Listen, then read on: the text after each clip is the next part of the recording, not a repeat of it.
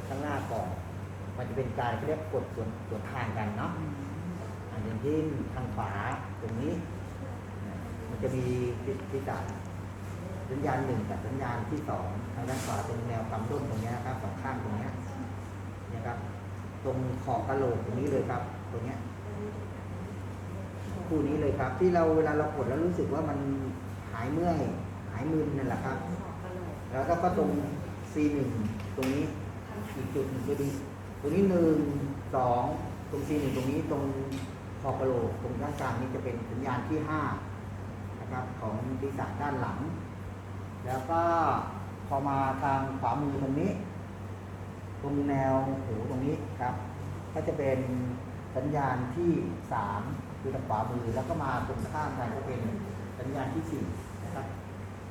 เดี๋ยวจะทำจุดที่รู้คือเราก็จะนั่งในลักษณะอย่างนี้แต่ถ้าเรารู้สึกว่ามันตัวเราอาจจะต่ำกว่าแล้วก็ค่อยทำเป็นท่าโครงสีหน้าเอาแต่ถ้าเกิดว่าเราพอไหวอย่างนี้เราก็ใช้วิธี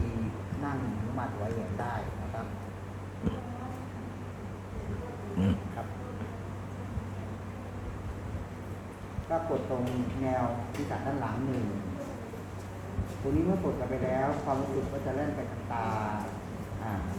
ขวานะครับ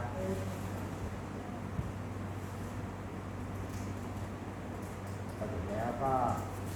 เป็นสัญญาณที่ตัดด้านหลังที่2ก็จะอยู่ทางด้านซ้ายมือแหวกช่องนะครับ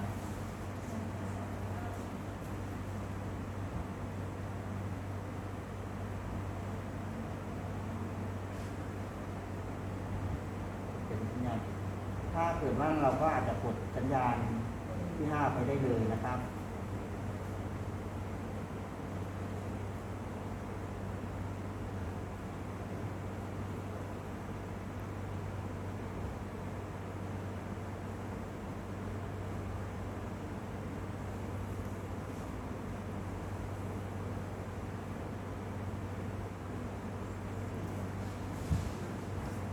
พอมาเป็นทางด้านนี้ครับเนื้อหูตรงนี้นะครับ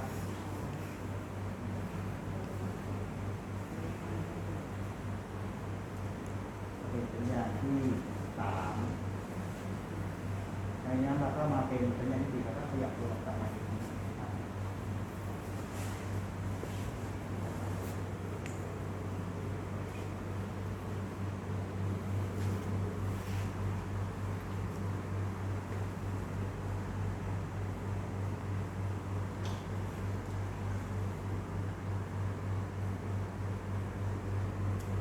เป็นในลักษณะ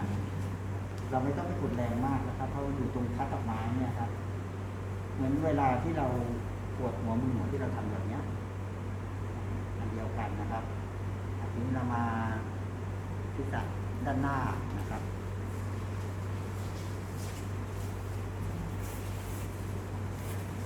สัญญาณที่จัดด้านหน้าก็จะมีการกด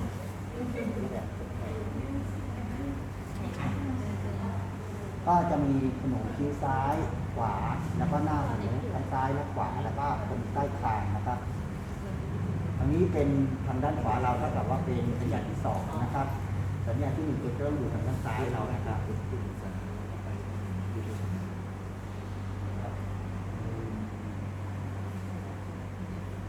ตรงนี้ก็จะต่อเนื่องจากสัญญาณ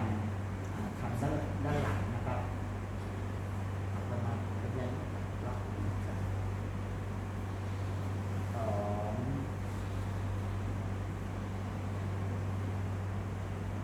ตัวนี้ก็จะกดเข้าไปก็จะมีตรงสิ่งไปที่คิ้วเขาวงตาเหมือนกันพอเราจะไปกดที่เป็นสัญญาณที่3ซึ่งจะอยู่ตรงรอยหูหน้าติ่งหูตรงนี้ครับห่างจากติ่งหูเนี่ยประมาณ1 นิ้วทาบแบบนี้ครับก็จะพบว่ามีรอยหูตรงนี้เราไม่ต้องกดแรงนะครับกดเบาๆ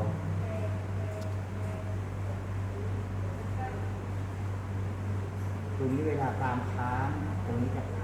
จะกดไม่ได้จะเป็นนูนของกระดูกขึ้นมาแล้วครับตรงนี้ก็ จะมีประสาทสมองผู้ที่เกิดเล่นขาดออกมา ก็ต้องระวังนิดนึงตรงนี้เวลาในช่วงปวดฟันนะจะได้ผลดีมากเลยกรณีปวดฟันนะตรงนี้อันนี้เป็นสัญญาณที่3กับที่4ส่วนสัญญาณที่5ก็จะอยู่ตรงปลายทางตรงนี้กระดูกไหมครับตรงปลายทางตรงนี้ก็ต้องดูว่าเขาทำทางมาไหมได้ทำไหมถ้าไม่ทำก็ถ้าทำทางก็ต้องหลีกเลี่ยงนะครับ